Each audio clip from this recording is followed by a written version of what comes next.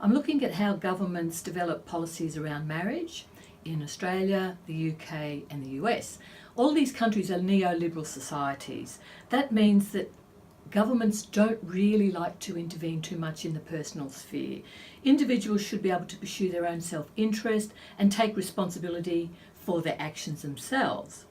So what interests me is that these three countries have those similar kind of ideas about values and the role of governments in neoliberalism, but they're actually dealing with quite different political contexts, different political systems, and different competing values. There's a lot of values at play and in conflict. So marriage is still a controversial issue, and what I'm interested in looking at, particularly in my book, is that governments have to deal with the politics of marriage and how that pans out, how that plays out. So they're getting demands from different quarters all the time.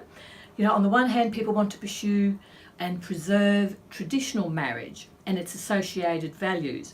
But at the same time, marriage is a much more social, private institution now, and it's quite unstable in some ways.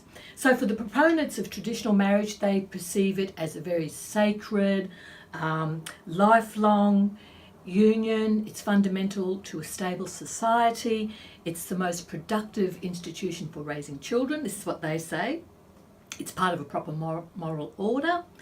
It draws on particular family values, for men and women.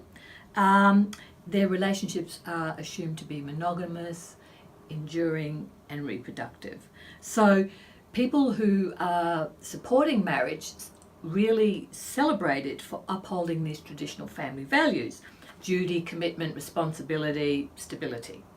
But the problem, and what I'm interested in, is that marriage has changed. It's much more a private affair now between two people. So it celebrates values of personal happiness, equality, choice, autonomy. They're the important elements for the two people in a particular relationship. So as a political scientist, what I'm interested in is the tension of marriage, the tension between it as a public institution and as a private one.